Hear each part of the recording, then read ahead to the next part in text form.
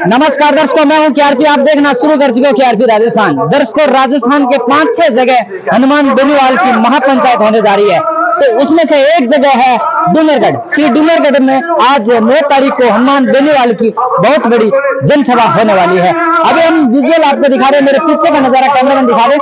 जनसभा अभी चल रही है और कुछ जनसभाएं और भीड़ अभी उमड़नी शुरू हो गई है। और नजारा आप देख पा रहे हैं, ये नजारा है डूंगरगढ़ का, और यहाँ पर अभी हनुमान बेनीवाल की जनसभा चल रही है। अब भीड़ आप अनुमान लगा सकते हो, और गाड़ियों का काफिला भी बहुत ही ज्यादा नजर आ रहा है। चलिए करते हैं दोस्तों इस वीडियो का अवलोकन और दिखाते हैं आपको हनुमान बेनीवाल जी की जनसभाएं और किसान महापंचायत। धन्यवाद।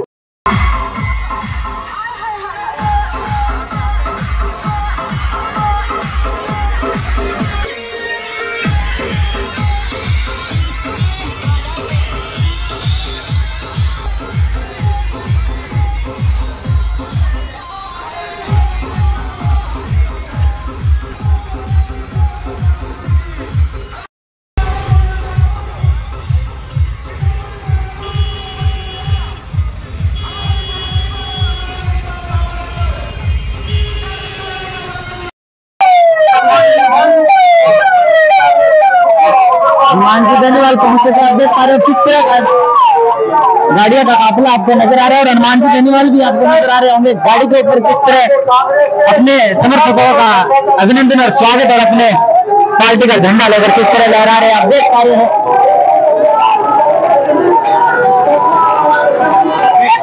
हनुमान जी बेनीवाल।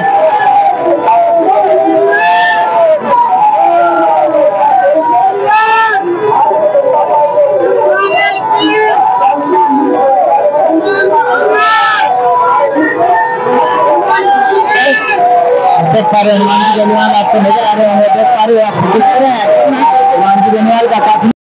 राजस्थान की धरती पर एकमात्र नेता है जो गरीब को गणेश मानकर सेवा करने का संकल्प लेकर घर से निकलते हैं।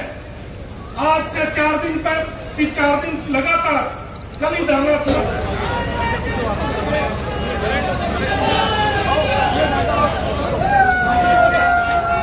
जोरदार स्वागत, जोरदार तालियां आप सबकी ओर से। इस माला में हिस्सेदारी आपकी तालियां तय करेगी। जोरदार तालियों के साथ बड़ी माला में अपनी भागीदारी निभाएं। हनुमान बेनीवाल, हनुमान बेनीवाल, हनुमान बेनीवाल, हनुमान बेनीवाल जिंदाबाद। दोनों हाथ उठाकर हनुमान बेनीवाल जिंदाबाद।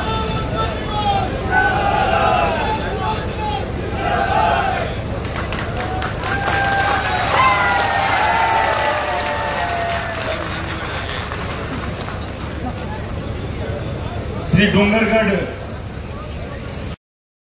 काम निकाल लो, मौका लगते ही अपने भाई की मदद कर दो।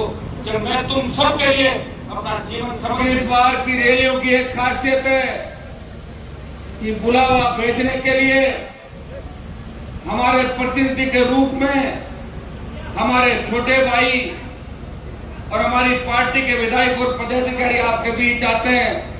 आप हनुमान बेनीवाल की हाजिरी मान लेते हो और हजारों हजार की संख्या करवाते हो। इसके लिए मैं हृदय से आपका आभार प्रकट करता हूं। ये तय है कि राजस्थान में बदलाव होगा, और ऐसा बदलाव होगा जिसकी कल्पना न तो देश के लोगों ने की होगी और न राजस्थान के उन चलो के लोगों ने की होगी जो आजादी के 70 साल बाद आज छोटा सा काम पड़ जाता है, वो सरकार की तरफ टकटकी लगा के देख रहे हैं। वो सोचते हैं कोई नेता आएगा, कोई अधिकारी आएगा, वो उनकी समस्या का समाधान करेगा। भाइयों, राष्ट्रीय लोकतांत्रिक पार्टी का गठन जिन मुद्दों को लेके हुआ, कल मुझे मीडिया वाले पूछ रहे थे कि पहले कौन कौन सी पार्टियां बनी। मैंने कहा राजस्थान के अंदर तो एक ही पार्टी किसान के बेटों ने बनाई है, उसका नाम राष्ट्रीय लोकतांत्रिक पार्टी है, जो लगातार 18 से 23 तक पहुंची। 29 अक्टूबर 23 को इस पार्टी को बने 5 साल हो जाएंगे।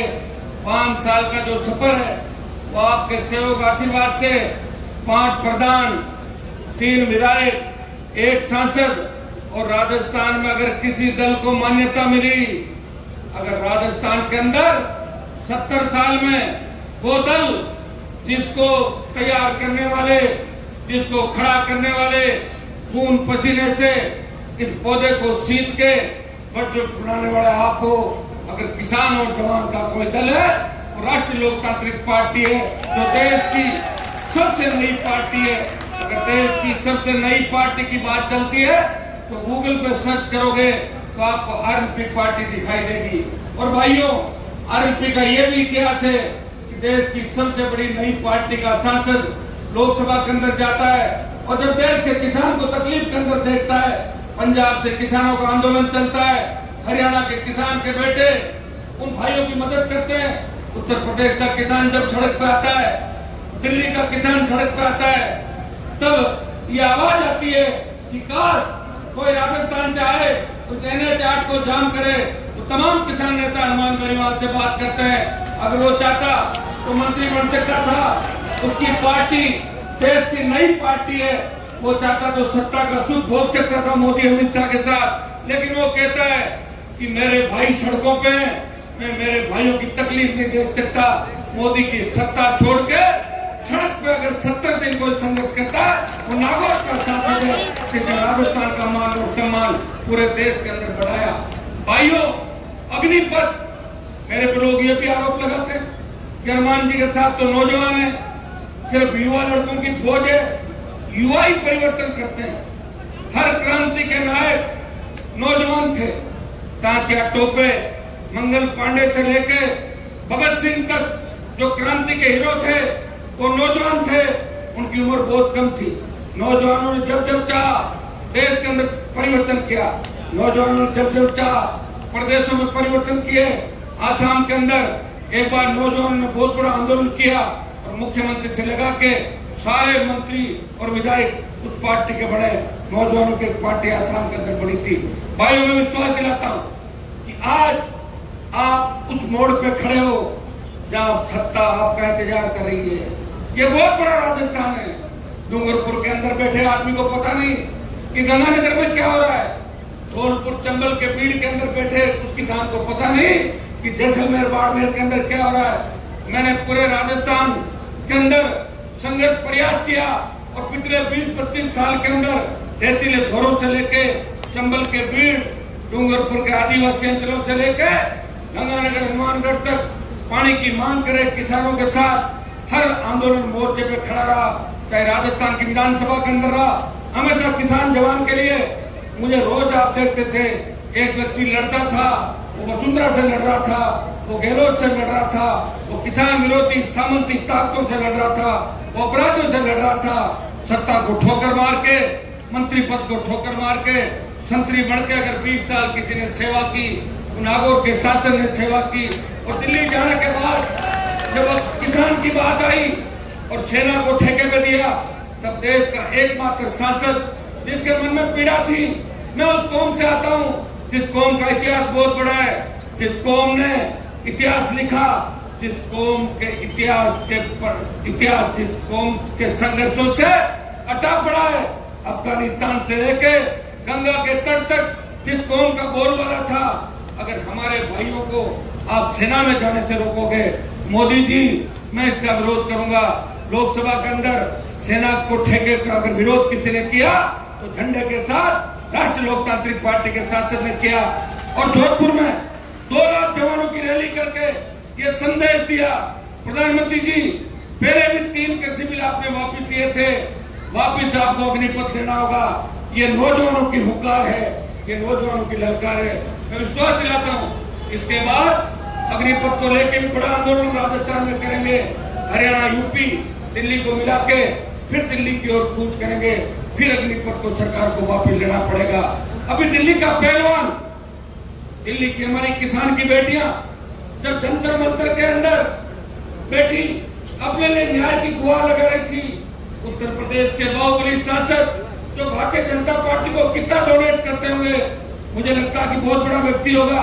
ये पूरी बीजेपी झुक गई उसके सामने। लेकिन अगर देश का कोई सांसद सबसे पहले जंतर मंतर के धरने पे पहलवानों के बीच जाता है, वो नागौर का सांसद है, जो जाके बेटी का सम्मान कराया जाता है। उसके बाद लोकसभा का नया भवन बनता है। लोकसभा के नए भवन के उद्घाटन में कांग्रेस अपनी राजनीतिक रोटियां सेकती है। कांग्रेस पार्टी कहती है कि हम बहिष्कार करेंगे, उनका मुद्दा दूसरा होता है। बीजेपी अंदर जाने की बात करती है, एनडीए यूपीए में देश बढ़ जाता है, उन पहलवान बेटियों को भुला दिया जाता है। तब इस देश के किसान का एक बेटा हनुमान बेनीवाल ये कहता है कि पहलवान बेटियों को न्याय नहीं मिला, मैं नए लोकसभा भवन करके नहीं जाऊंगा। ये अगर किसी ने त्याग समर्पण किया, आपके भाई ने किया, तो पहलवानों पर लाठीचार्ज होती है, पहलवानों को गिरफ्तार किया जाता है। अगर बजरंग को थाने से छुड़ा के कोई लाता है तो नागौर का सांसद है, थाने के बचा के अपने भाई को छुड़ा के और बिना मुकदमे वापस लेकर। भाइयों, ये छोटी सी कहानी मैंने दिल्ली की आपको बताई। आज राजस्थान के अंदर जो हालात है वो आपसे छिपे नहीं, देश के अंदर जो हालात है वो आपसे छिपे नहीं। मैं यहाँ इस कार्यक्रम की सफलता के लिए मैं धन्यवाद दूंगा हमारे छोटे भाई रानाराम जी, इटाला, डॉक्टर विवेक मात्रा, इन लोगों ने बहुत संघर्ष किया डूंगरगढ़ के अंदर। दो तीन जब आप बैठे थे मोर्चे के अंदर, सीजीराम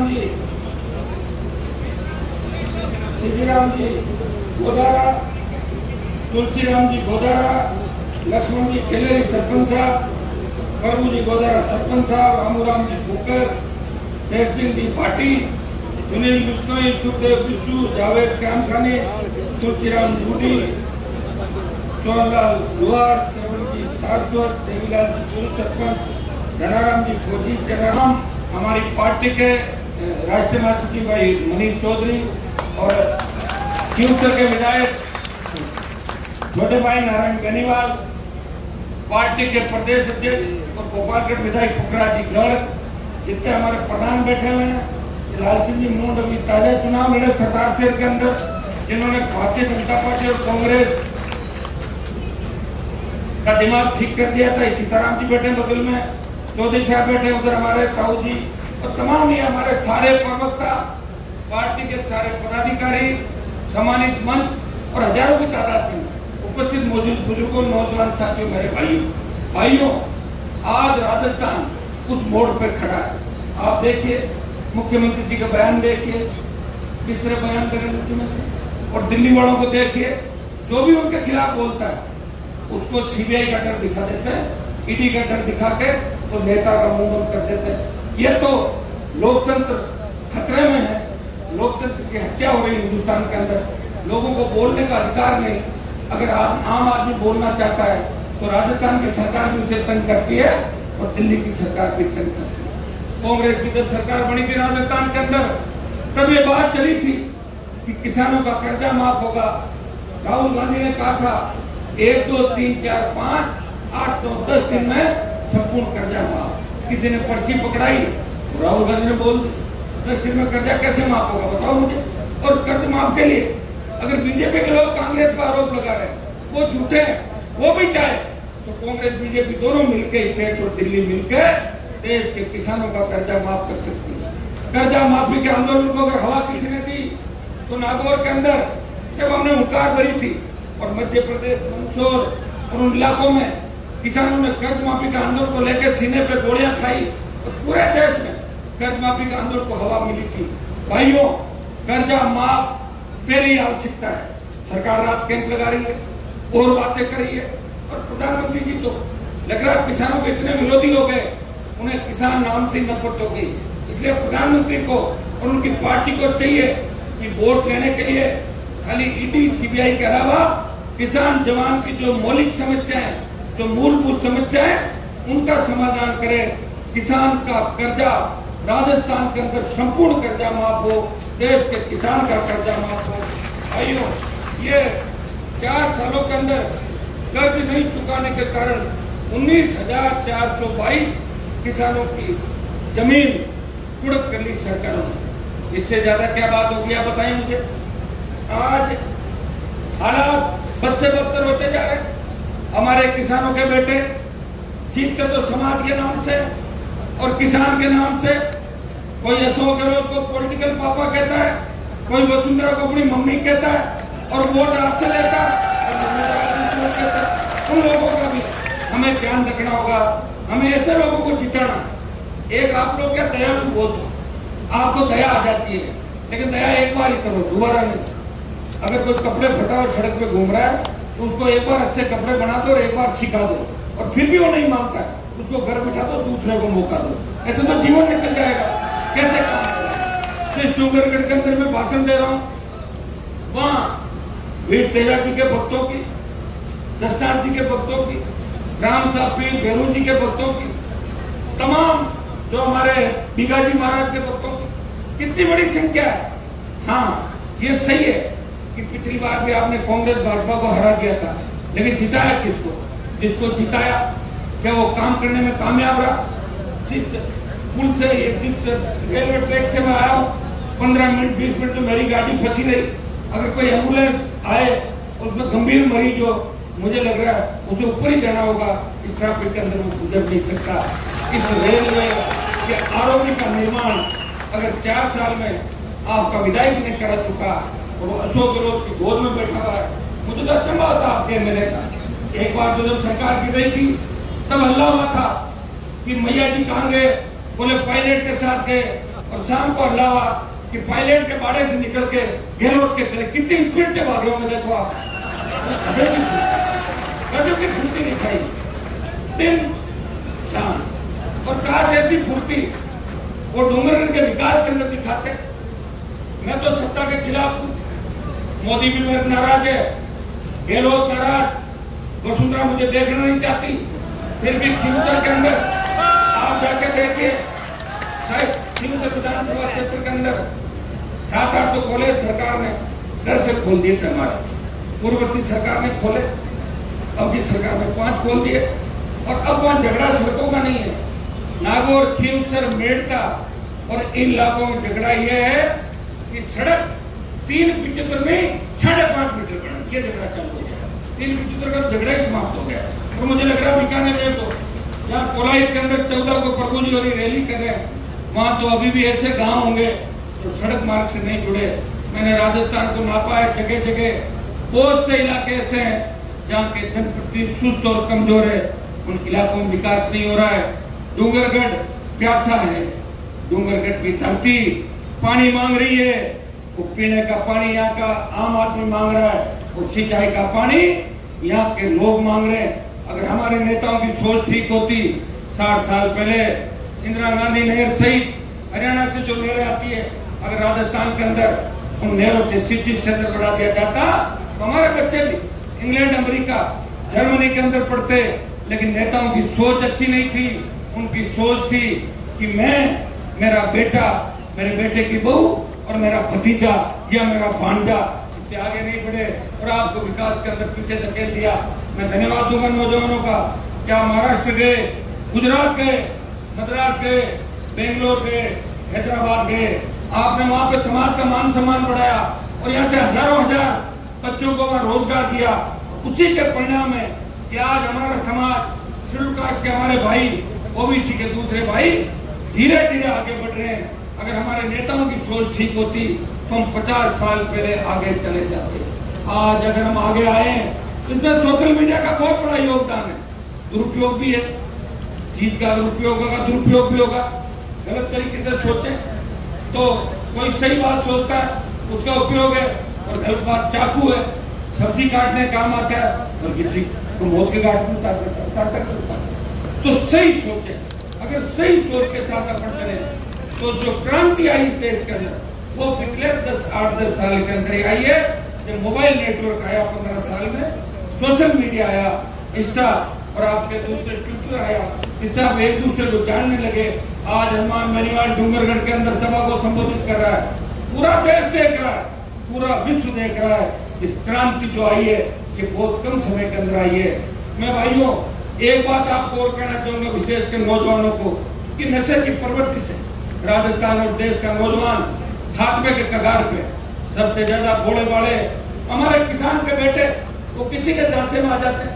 अफीम की उंगली चटा दी किसी ने, 2 बार उंगली चटाई के मजा आ गया, 3 बार अफीम का हो जाएगा। इसमें एमडी, चर्च, गांजा, मेरे विरोधी तो मेरे लिए भी कहते थे कि हनुमान जी इतना कहते घूमने के अफीम खाते हैं तो दिमाग खराब होगा। अरे अगर नहीं अफीम खाता तो फिर मैं सत्ता के अंदर कभी क्या चला जाता, अफीम खा के 2003 में सत्ता के मना कौन कर, अफीम खाता और वसुंधरा के साथ घूमता, कौन मना करता? मेरा 20 साल खराब नहीं करता। ये विरोधियों की बात है, उनको तकलीफ है, ये क्यों घूम रहा है, ये क्यों जगा रहा है, ये क्यों होशियार कर रहा है, ये होशियार कर रहा, हमें भी जाना पड़ता है। लोग कहते हैं हनुमान जी घूम रहे हैं, आप क्यों नहीं घूम रहे हो? तो बड़े बड़े बोर्ड नहीं देंगे, जो जा रहे हैं आपके लिए जाके इस तरह की बातें करेंगे। आप चिंता नहीं करें, मैं से रात को 2 बजे भी आप मिलते हो, दिन में भी मिलते हो, और ये चिंता जरूर में नहीं करते हो कि हनुमान जी किस मिट्टी के बने हैं, जो रात को चलते हैं, दिन में चलते हैं। और सरकार मेरी नहीं है, फिर भी मेरे पास कोई व्यक्ति आता है, मैं मना नहीं करता कि आपका काम नहीं करूंगा। मैं फोन उठाता हूँ, SBI जी, DG, कलेक्टर, जिसको फोन करना होता है फोन करता हूँ, गरीब को गणेश मान के सेवा करता हूँ। और इसी का परिणाम है कि आज तपती धूप के अंदर अपना भाई का आशीर्वाद मुझे याद है 2018 के अंदर बीकानेर की रैली हुई।